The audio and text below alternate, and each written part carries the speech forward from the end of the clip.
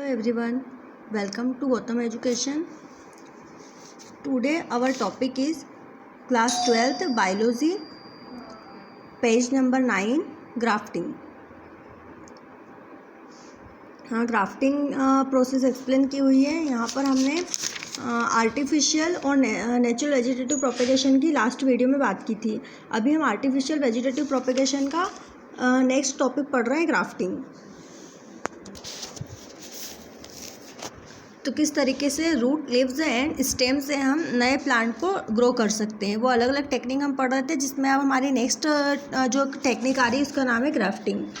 This is a very significant method and extensively used for growing roses and mangoes. यह एक बहुत ही important method होती है ना, बहुत ही इजी और इम्पोर्टेंट मेथड होती है, जिससे हम नए नए टाइप के प्लांट को बहुत अच्छे से एक बड़े लेवल पर, एक हाई लेवल पर हम बहुत सारे प्लांट को डेवलप कर सकते हैं, जिसमें स्पेशली यहाँ नाम दिया गया है rose and mangoes. Grafting is making a twig और bud of one plant grow on the trunk and root system of another, है ना। किसी भी हमारे जो प्लांट रहते हैं उसकी जो ट्विग, टहनी रहती है या बड, कलियां जो रहती है, उसको किसी दूसरे प्लांट के रूट सिस्टम पर लगाकर हम नया प्लांट तैयार कर सकते हैं। In this process a detached portion of one plant is inserted into the stem और root system of another plant. इसमें हम जो अलग किया हुआ पोर्शन है प्लांट का, उसको किसी रूट सिस्टम पर लगा देते हैं, किसी दूसरे प्लांट के रूट पर लगा देते हैं। The former is called scion, short piece of detached root containing several dormant buds, and the later stalk, lower portion of the plant which fixed to the soil by its root system।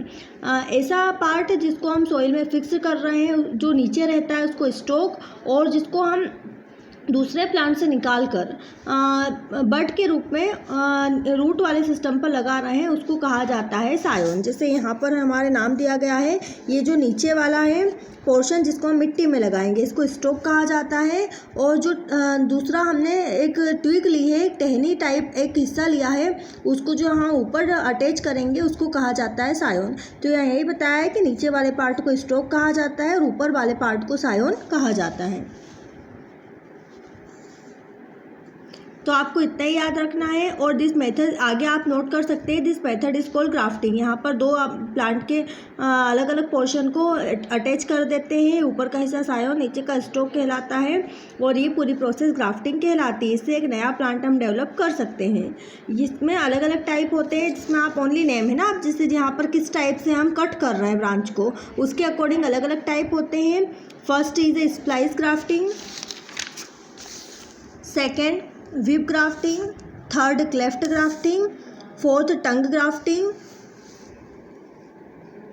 Fifth saddle grafting.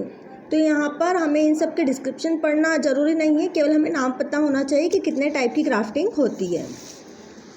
Next हमारा artificial vegetative propagation का जो method होता है वो होता है इनआर्चिंग।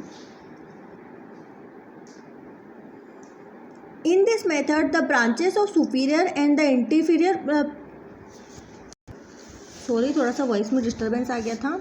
Inarching. In this method, the branches of a superior and inferior plant of the same species are chiseled and tied together। क्या कहा गया है, हमारी एक जो बहुत अच्छा प्लांट है ना, सुपीरियर सबसे ऊपर के हिस्से की ब्रांच और इन्फीरियर प्लांट की सेम स्पीसीज, उसी के दूसरी जो सेम स्पीसीज है उसका नीचे वाला पार्ट, बीच वाला पार्ट, उन दोनों को हम टाइट कर देते हैं, सिजल्ट कर देते हैं, मतलब बांध देते हैं। यहाँ पर देखिए, यहाँ पर क्या करा है हमने, ये ऊपर वाला हिस्सा छोड़ दिया है, नीचे वाला हिस्सा हमारा पोर्ट में ही है, और बीच वाले हिस्से को हमने टाइट कर दिया है, बांध दिया है। तो यहाँ यही बताया गया है, in this method the branches of a superior and inferior plant of the same species are chiselled and tight together. तो अलग अलग टाइप का जो होगा हमारा प्लांट, उन दोनों को हम क्या कर देंगे, एक दूसरे से अटैच कर देंगे। After some time the inferior plant is separated from the superior plant. कुछ टाइम बाद हम सुपीरियर प्लांट से इन्फीरियर प्लांट को क्या कर देंगे, अलग कर देंगे। अब यहाँ पर हमारा जो सुपीरियर प्लांट था उसका न्यूट्रिशन हमारे जो थोड़ा सा इन्फीरियर प्लांट था उसके अंदर न्यूट्रिशन मिलने लगेगा, और उससे हमारा नया प्लांट ग्रो होने लगेगा। तो इसको इनआर्चिंग कहा जाता है। फिर नेक्स्ट होता है बडिंग या बड grafting. It is similar to grafting, but this method, a single bud along with a certain portion the living tissue of the plant to propagate, is taken and inserted in a eye-shaped incision made in the stalk. Budding is usually done during the rainy season so that the bud may not dry up and die. After about 20 days, the bud germinate and become part of the new plant grown by budding. ये एक तरीके से grafting जैसी process है, लेकिन इसमें grafting में हम स्टेम ब्रांच का यूज़ कर रहे थे या एक छोटे से बड का, एक छोटे से tissue.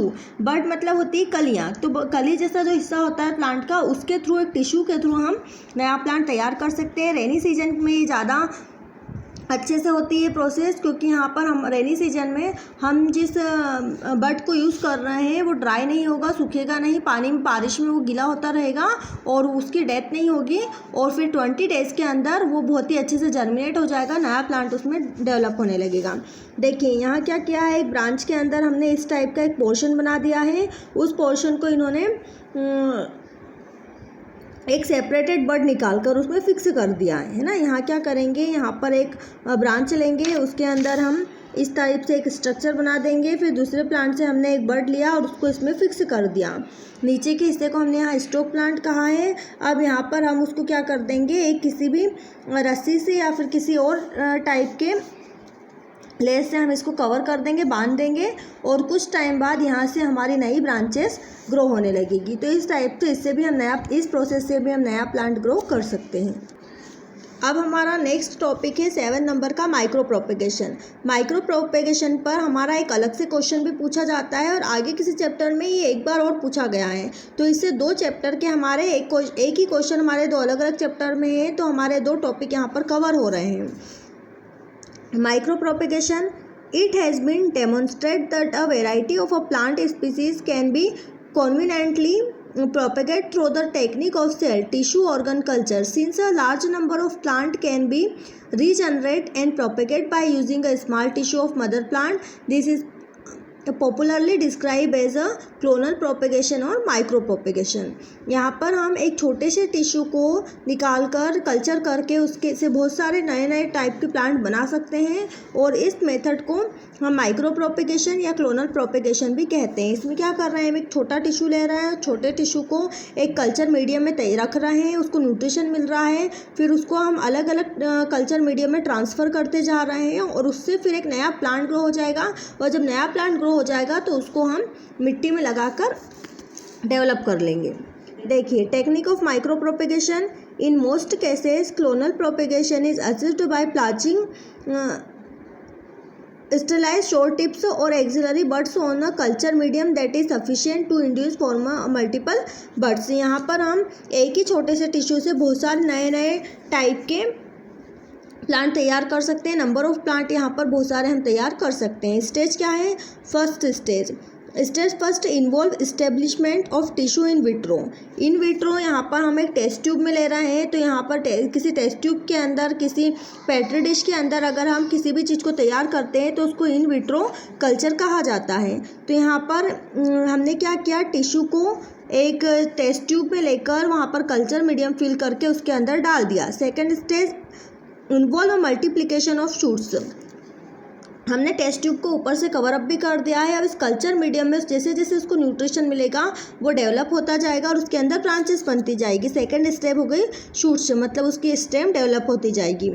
Stage third, concert root formation and conditioning of propagules prior to transfer to the greenhouse. This stage require high intensity and alternation of media for promotion of root formation.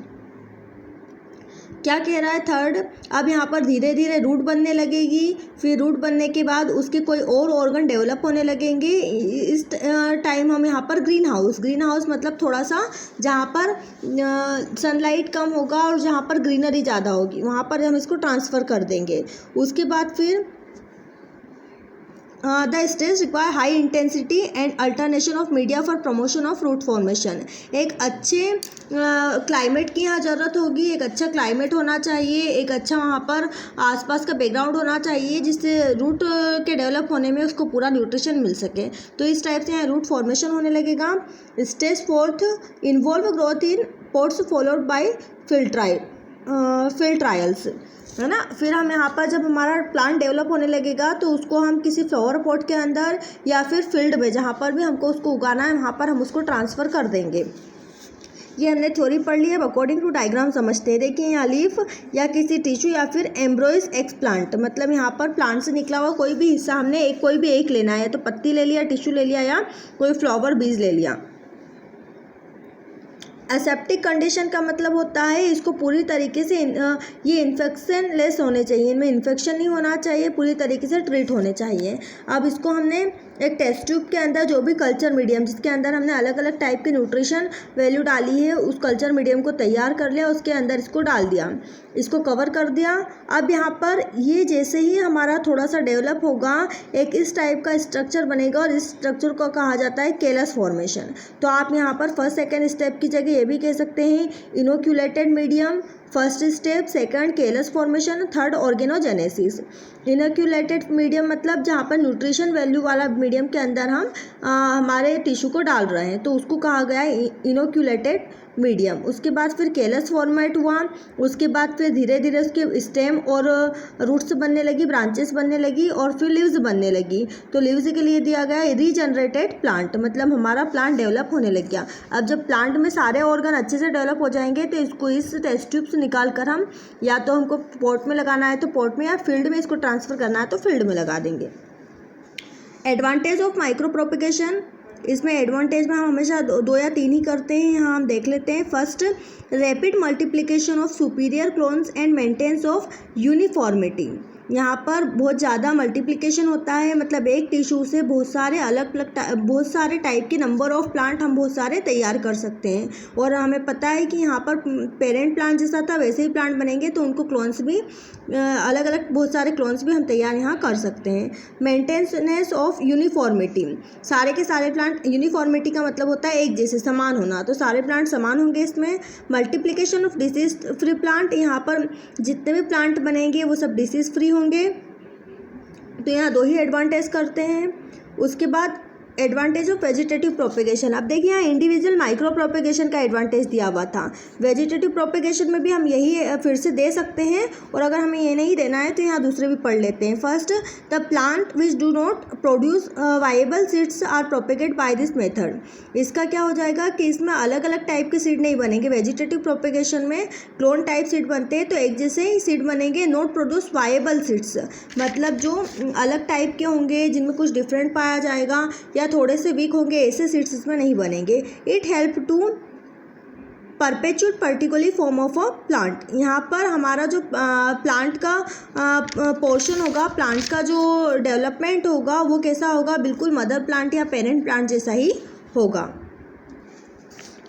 फिर 6 number का point करेंगे, disease free plant can be raised through the technique of micro propagation. Micro propagation के अंदर जितने भी हमारे plant बनेंगे वो डिसीज फ्री होंगे, क्योंकि हमने पहले ही जो सीड टिश्यू लिया था उसको कैसा कर लिया था,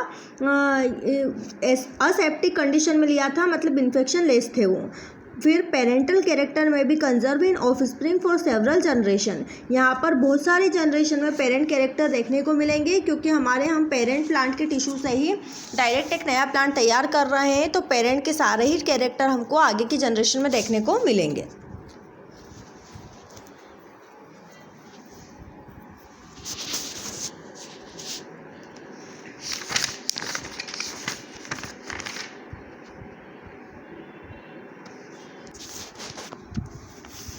Disadvantage of my vegetative propagation, due to continue vegetative propagation the offspring lose their vigour. Vigour का मतलब होता है पावर, उनके अंदर जो शक्ति होती है, उनके अंदर जो